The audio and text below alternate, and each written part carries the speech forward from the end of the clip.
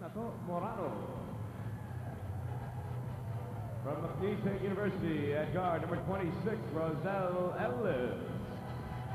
From the University of the Philippines at center, number 32, Edward Wino. From the University of Manila at forward, number 11, Nelson Asay. Welcome back mga kaibigan sa Inares Center dito po sa Antipolo City for our sole game today sa inyong bayan ng Superstars. Game number 4 ng serye ng Paccola Panthers with Coach Sta Reyes and the Sta Lucia Realtors ni Coach Norman Black. The Panthers lead the series 2-1. And if you think Paccola has waited so long to get to the finals, well, si Paccola head coach Sta Reyes' last stint in a PBA finals and last taste of a championship date back a year longer, 1994 Commissioner's Cup, when he was still with Pure Foods. Tinalo nila din ang Alaska noong panahon na yun, 4-1, and alam natin na kating-kating na rin si Coach Sta Reyes makapasok sa PBA finals. Of course, si Norman Black was a former head coach ng Paccola before he went to Santa Lucia. He has been there and he's also looking for another stint in the finals. So take a look at our Quick Tide starting 5. Brought to you by Quick Tide, the all-in-one glue technology by Loctite. So you're looking at the starting fives from Santa Lucia. Again, slight adjustment here by Coach Norman Black in game number 3. He started with Adriano at the off guard, and tonight he's starting off with Gerard Francisco. At para naman sa Paccola, no changes since game number 3. Muli po kami natutuwang makasama kayong lahat. Medyo alam namin holiday ngayon at karamihan sa inyo nagpapahinga. Well, sana po ay maging parte na ng inyong pagpapahinga at pagpapasarap, pagpapanonood itong laban natin ng Paccola at saka ng Santa Lucia. So far in this series has been very exciting actually, and it's been up and down. Of course, nanalo ang Paccola nung unang laban.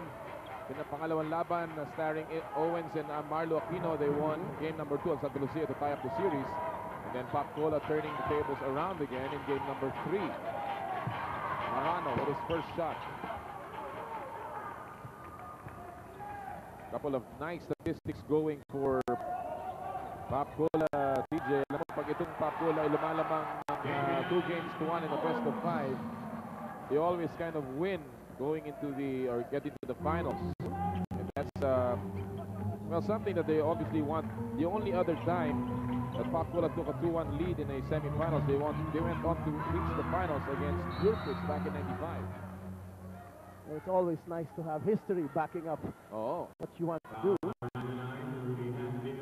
Hatfield, who has been a tremendous player for Sta Reyes and the Panthers in this series, picks up his first foul. He has been the best player in the 2 wins ng Paccola Panthers dito sa series na ito. And aside from the offense that he has been putting up in those 2 wins, you have to take a good look at his defense. He is the one putting the clamps on Damon Owens, and he is the one responsible for keeping Owens down to 19 points per game from his 30 points per game back in the eliminations and the quarterfinals. Realtors up by 2. Very early in this game number 4. Espino napayungan ni Aceitono, and that'll stay with the Realtors. No foul.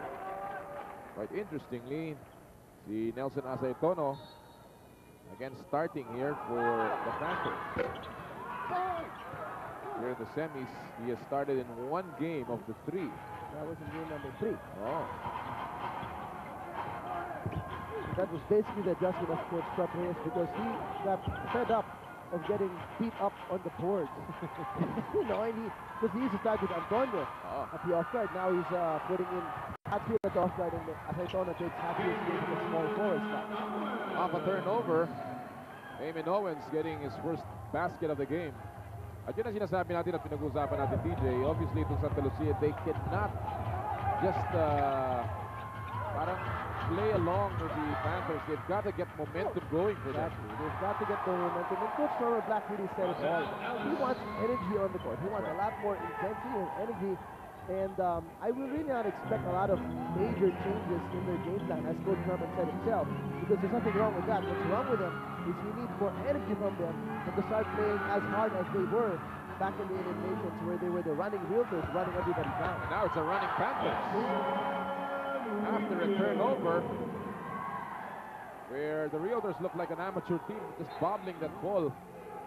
Medyo ginawang basket ng Papula yung pagkakamaling yun. Natabla po tayo for the first time in game number 4. Alam mo, nabanggit mo yung turnover partner. That was a humongous stat in game number 3. Turnover points, Papula, believe it or not, had 21 turnover points as compared to Santa Lucia only with 4. Deep is Espino. Pumalog. Rolling out. And here's Mr. Consistency, Mr. Everything. I still like to call it plastic. Going up against Damien Owens. Silabas kay Guillo. The ball gives it up to the H-bomb, and it's off the window. Look at the patience of Papula. Look at the confidence they have with each other. It's one thing to have self-confidence. It's another thing to have confidence in your teammates. Nice move. Get away. Coming from Dennis Espino. To tie the knot. Alam mo, binanggit mo si Ellis ang pinaka-consistent talaga sa Papula. Para naman sa Santa Lucia, if there's one guy that has been very, very consistent, it's this guy, Dennis Espino, who just scored the last time. And he's got to be more consistent. He's got to be more consistent. And he has to do what Ellis does. Hawaan niya yung teammates niya. Yes. Ng kanyang consistency at sa kanyang energy.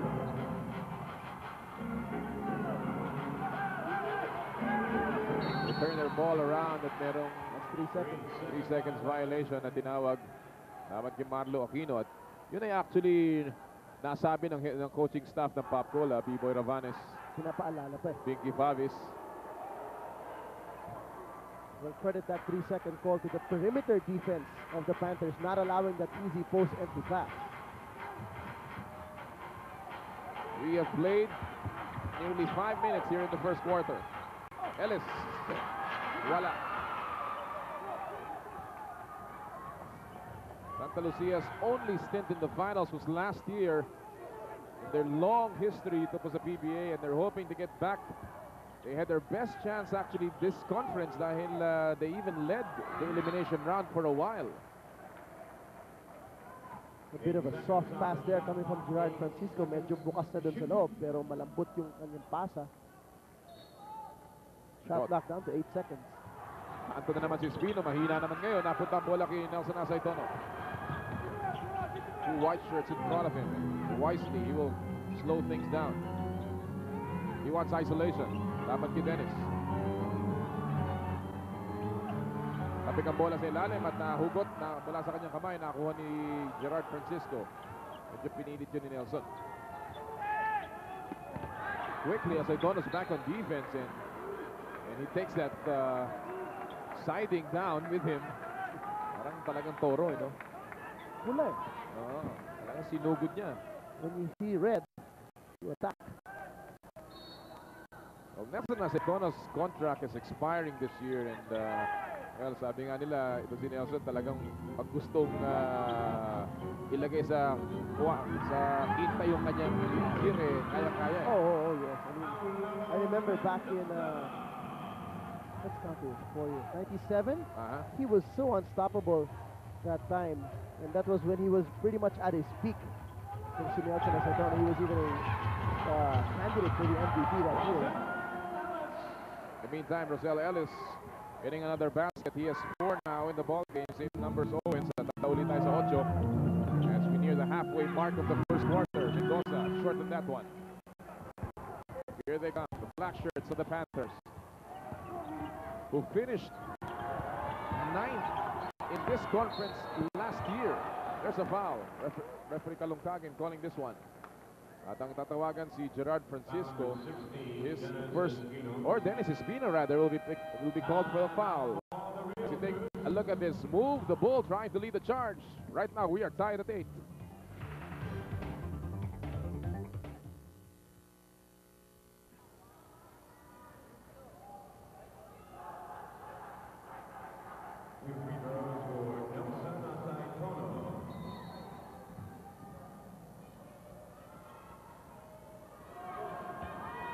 .558 remaining sa ating pong first quarter. Si Nelson Asaitono nasa 4.5-meter line for his first of 2 free throws. The Bulls starting in his second game here in the semifinals. And so far he has done well para kay Coach Shotres. Well, believe it or not, in game number 3, Nelson Asaitono scored 13 points, shooting 4 out of 9 from the field. Aside from that, grabbing 5 rebounds. So That was a great production considering he did all of that in 19 minutes. That's right. The Bull in his 13th year in the league. A bad pass again by Dennis Espino. Aquino trailing. Narito si Rosel Ellis dying for that basket, and the Panthers up by 4 now, which matches the biggest lead of the game. And Mr. Everything, Mr. Plastic Man, very, very dangerous in the open court. You've got to find him right away and make sure he doesn't get his hands on that ball. Alam mo, pinapanood ko siya kanina sa kanyang warm-up. Hindi siya pumoporma dun sa ilalim as you see Damian Owens getting a basket at close range. Tuwan-tuwa doon mga batang to, binatukan pa. Pero kanina nakikita ko si Rosel Ellis, saan pa siya tumitira sa perimeter. At ewan ko, medyo nagsasawa lang siya dun sa loob dahil alam naman niya, dun lang siya sasaw-saw mamaya. Pero panay ang tira sa labas kanina nito.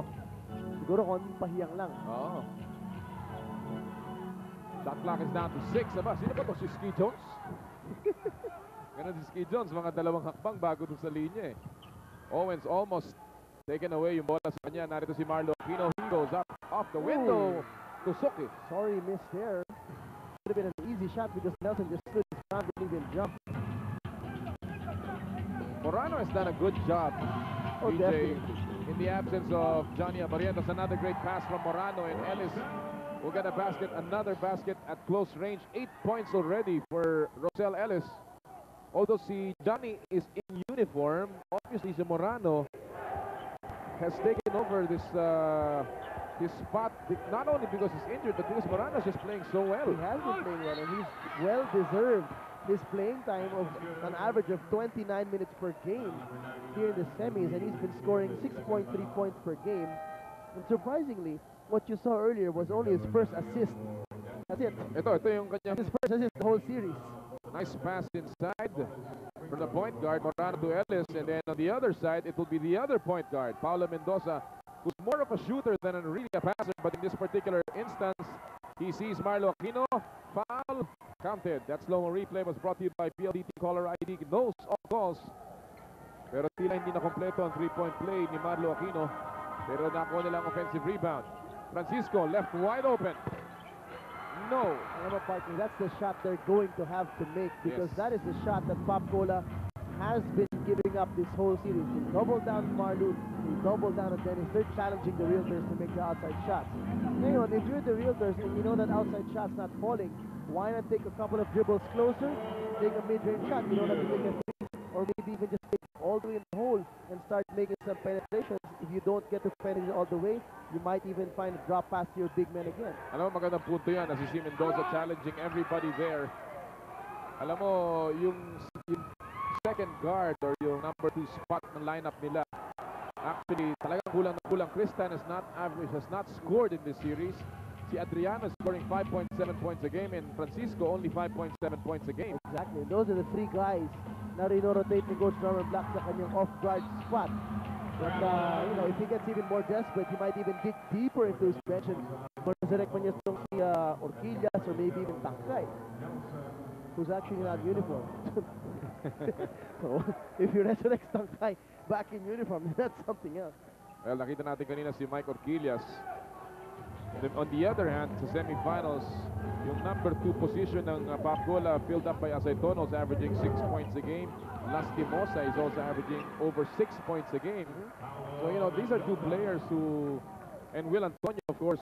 So, medyo no, mas maganda ang performance ng second guard na yon. Yun ang may mga contribution. 16-14 is our score. There's a whistle underneath, and Mendoza will be called for this one on Jojo Lastimosa, who has checked in together with Estong Ballesteros. Mendoza, and there are the eyes of the Flying A. He knows, you know, he wants to get into this game, but right now he's happy with a 2-point lead.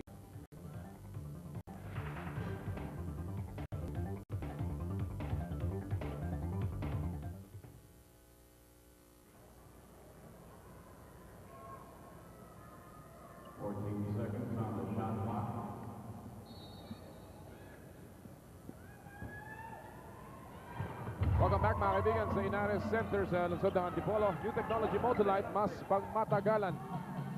2.5 remaining in our first quarter. Ellis laban kay Owens, nabangga ng bahagya, nariba ni Kristan yung Mintis, Cristan in the ball game for the first time together with Richard Del Rosario sa panig ng Realtors. Si Ballesteros ngayon ang kumukuha kay Damian Owens. You know, this is another, as we said, a missing link si Cristan. He was shooting so well nung elimination round. His three-point shooting was up in the high 30s. Then all of a sudden, he has lost his touch here in the semifinals. All of a sudden, and you know, a lot of people say come playoff time, it's a totally different ball game. You've got to step up. The aroma of the game is just so different when everybody knows that it's crunch time and it's time to win. Lalo na sa NBA, diba? But you can see the difference from a regular season game to a playoff game. Same goes here. If you think you've enjoyed a great shooting hand or a great playing experience in the eliminations, it might not be as rosy in the semifinals. Kanina po nakakita tayo ng 3-point shot brought to you by PLDT IDD. 40 cents a minute lang, kaya tawag na ng mas madalas mula kay Paulo Mendoza at may foul dito. Ikatlong foul ni Rudy Hatfield. Right. And Hatfield has not even been a factor offensively, only 2 points for the 8th bomb. 17-16 is our score. Santa Lucia lamang ng isa. At may foul si Ballesteros. You know, this is actually one of the biggest lineups of Pop Cola, wherein they have Jojo Lastimosa at 6'1", playing point guard. They've got Ellis at the off-guard slot. Now they get even bigger as Bulado comes in for Hatfield. Totoo yan. Ito na pinakamalaki. Although mabagal to, ha? Mabagal talaga. So although hindi naman kabilisan din yung kapila dahil nandiyan si Del Rosario at saka of course si Marlo Aquino. Well, I guess Pop Cola trying to match size for size here. Here's another foul. Look at the defense of Pop Cola as they double on Owens. They really harass the passing lanes. No? And pinapahirapan talaga yung entry pass kay Marlo. It still went to Marlo though, but Bulado was a little too big in the waistline, bumping in the way. Slow replay brought to you by PLDT Caller ID. No all calls. Libre si Tan, lumapit, nabanggap ang kakampi, okay lang. And that's his first 2 points of the semifinal series.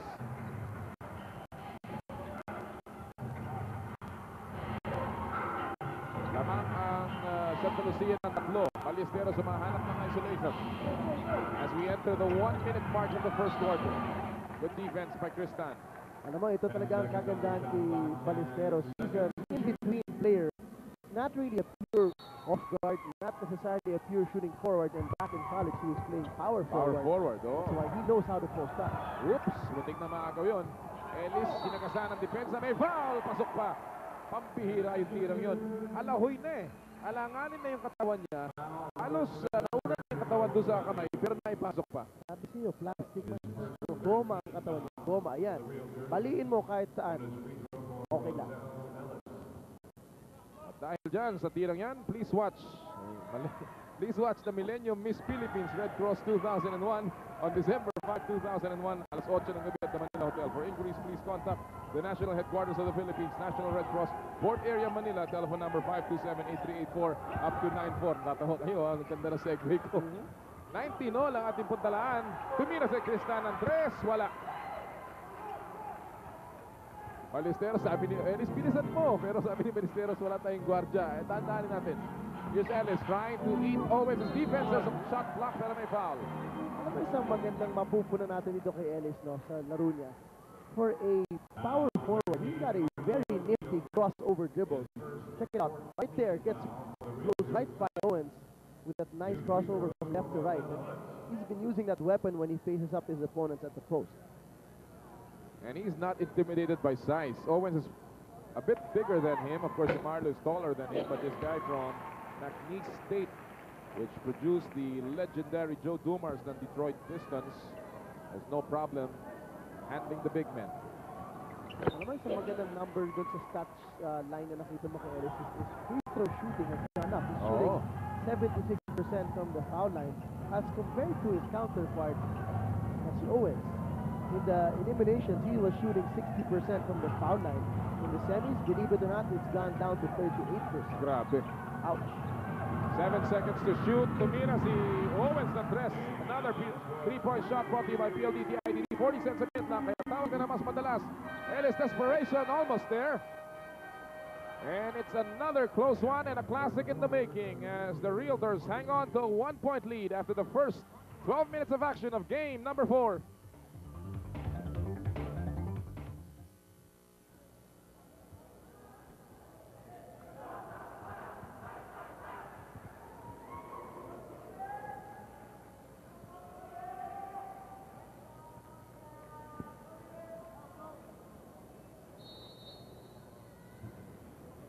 Naimbag ka na biyo amin sa ating pong mga kababayan mula sa Ilocanja. Welcome sa inyong bayan ng Superstars. Noli Yala po kasama si TJ Manotok for game number 4 mula po sa Inares Center. Papcola ay nag-aabol ng 1 point sa pagpapasimula ng second quarter. They lead the series 2 games to 1 and they only need to win 1 more of the last 2 games to get to the finals. And there's a tap out. Of course, hindi nila gusto makaparating pa to sa game number 5. Who would want to go to game number 5 wherein it's anybody's game? At saka pag ganun, medyo yung momentum will go back to the Realtors, no? Exactly, that really sometimes happens. Whoever wins game number 4 going into game number 5, mas ganado. They know that what they did was right and all they have to do is repeat it. Oh. Para naman sa natalo, sila naman yung kailangan mag-adjust. Will Antonio, back, by the way, is in the ball game now. Binigyan niya ng pahinga si Edward Duino kanina. Offensive foul ang tinawag ni referee De Leon. Richard Del Rosario. Oh. Parang illegal screen ata nung kumat si Tristan. Second foul ni Richard Del Rosario. Santa Lucia, which has lost 5 of its last 7 games, is in a do-or-die situation for just the second time this season. First time nung pong nangyari noong July 25 when the Realtors lost to Alaska, which had a twice-to-beat advantage noong Commissioner's Cup quarterfinals. They're hoping to get back. Oh, a super focus on tapal mula kay Damian Owens. One of the best in the game from that department. Aquino, laban kay Bolado. Tumira si Aquino, tusok na naman. He has not found the range, si Marlo Aquino. Ellis drop off. Bolado faking, he goes the reverse. With patience there being shown by Lucky Bolado as he saw Marlo in front of him. Sabi niya, I'll use the ring to deflect Marlo from blocking my shot. Nag-reverse play up na siya. And the Panthers back in the driver's seat as we take a look at some numbers here brought to you by Big Time. The only one to technology by Loctite. Parang cut and paste. Eksakto. 50% and 3 assists for both teams back in the first quarter. And that's why this game has been very close. The biggest lead has been 4 points, mind you. Nice shot from Ellis. Again, an acrobatic move. He has 15 points now. I wonder how many joints he has in his back. Malayo na Wala nag-west. sigurong joints yan. Kaya gano'n. Hindi malayo na pangalan ni Houdini ito. There's a foul. As the skyscraper went up, Lucky Bolado will pick up. Oh no, it's Ballesteros that will pick up his second foul. And talk about the man who has got so many moves, so many bones, and has done everything. Roselle Ellis with another basket inside. Slow-mo replay. Brought to you by PLDT Caller ID. Knows all calls. Marlo Aquino making his first free throw. As Mr. Exy Robles ng Santa Lucia Realtors, top honcho, of course, ng Realtors franchise, watching this game all the way dito sa Antipolo City. Of course, they're hoping, or he's hoping, that his team can win this one and get another shot at another final stint. Only their second, if ever, sa kanilang matagal na kasaysayan dito sa PBA. Ellis against 3 white shirts.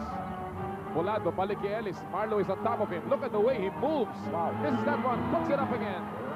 And he's looking for a foul. Alam mo, if you notice very well, the crisp interior passing of Papola is something na talagang kahanga-hanga from Ellis to Bolado back to Ellis. It's been parang effortless yung pasahan sa loob. No? And normally when you pass from a short distance, that's very tough, especially if there's a lot of defenders clogging the lane.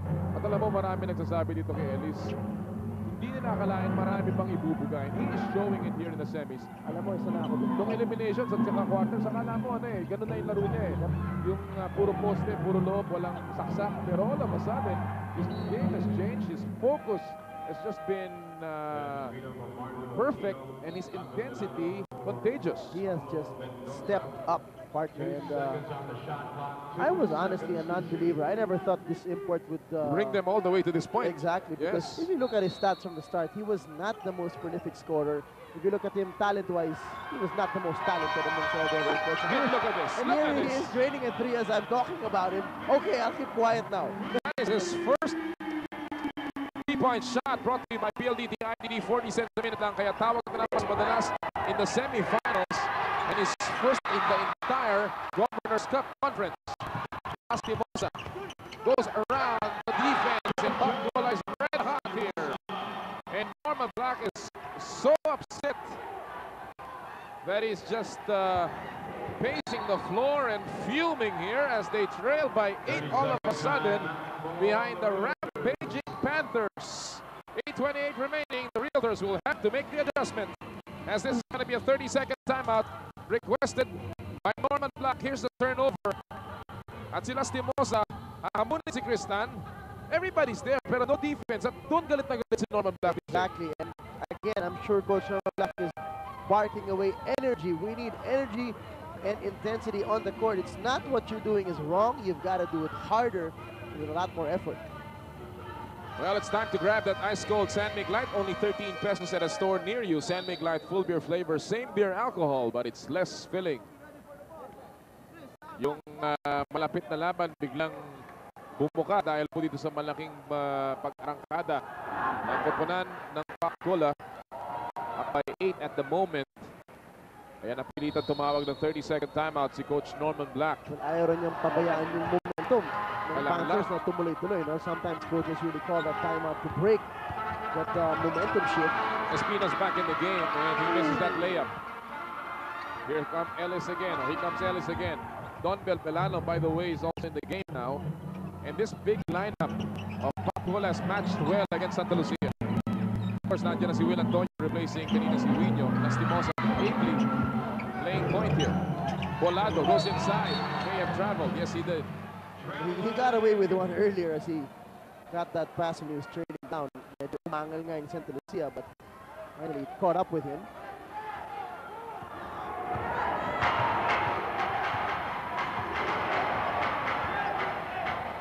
Belano. May mga numero pa tayo muli sa ating Quick Tide board brought to you by Quick Tide, the all-in-one blue technology by Loctite. Look at the field goal numbers in the last 2 minutes alone. 0 for 4 on Santa Lucia. Pacbola 5 for 6. We'll make that 1 out of 5 now for Santa Lucia. Behind a No Fear Slam brought to you by No Fear Jeans USA. Face your fears, live your dreams para kay Damian Owens. Trying to wake up his team.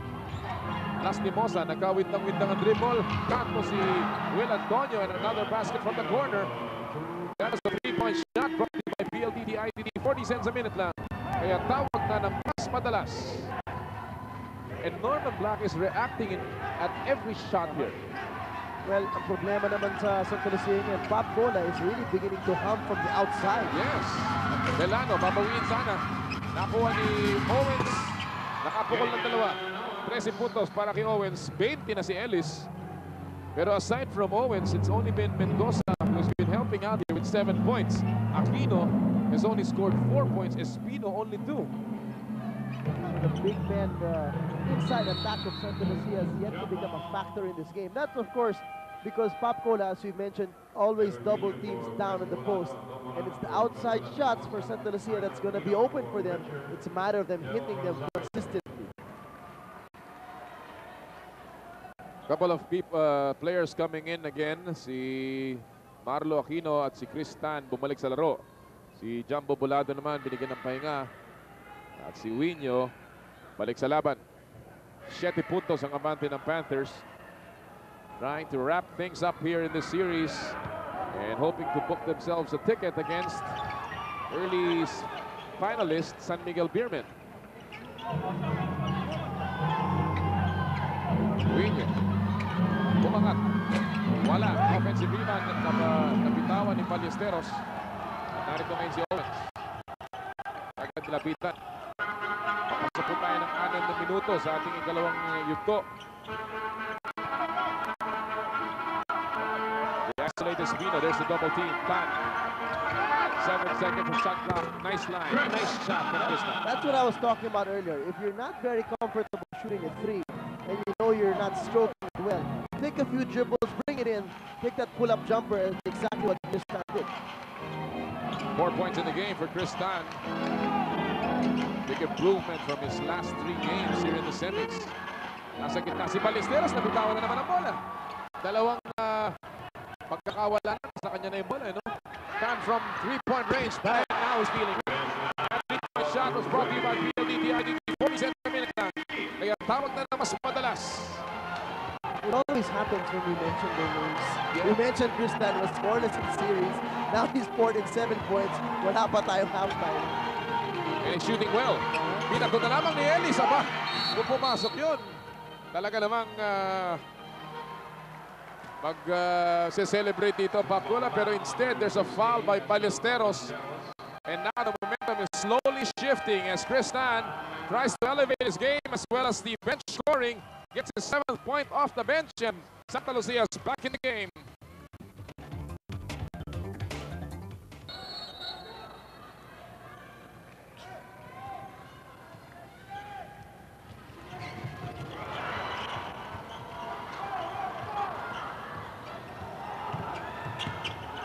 New technology mode to life, mas pangmatagalan. 5 minuto, papasok po tayo dito sa ating dalawang yugto. Si Owens, sumablay sa kanyang atake. Namang pa rin ang Pakula dito ng dalawa. Double team on Ellis dito si Rino. Nice pass. That's the mid-range shot that I was talking about at the start of this game. Rino has been hitting that very consistently because Sta Lucia has been giving him that shot. And he has it. What is the problem with the double team of Sta Lucia, DJ? Mukhang, okay, they're double teaming Ellis, pero ibang nalilibre at yung mga magagaling ang tumitira at magagaya nito. Ito, when you double down, obviously when they rotate, you will find a shooter. Pero medyo nagkasalisin nandun and somebody at the perimeter should have been there to rotate onto him, pero wala. Loma replay brought to you by PLD Caller ID. Knows all calls. At medyo may lal tayo dito dahil yung ating map boy ay nagpupunas dun sa ilalim. 37-33. 4:40 remaining in the second quarter. Game number 4. The winner goes on to meet San Miguel Beer in the finals. Illegal defense. Illegal defense warning on the Panthers. Number 32. Well, that's our cue to say all parish renewal experience or Brex graduates are invited to attend the 7th National BREX Convention on January 4, 5, and 6 at the St. Louis University Gymnasium in Baguio City. The theme is the call to morality. For particulars, call the Good Shepherd Parish at 939-4720, 936-9349. Contact our Parish Brex Secretariat. PJ, inimbita ka. Si Willie rin. Si Willie, oh. Everybody. Yan. Lalo si Kinito.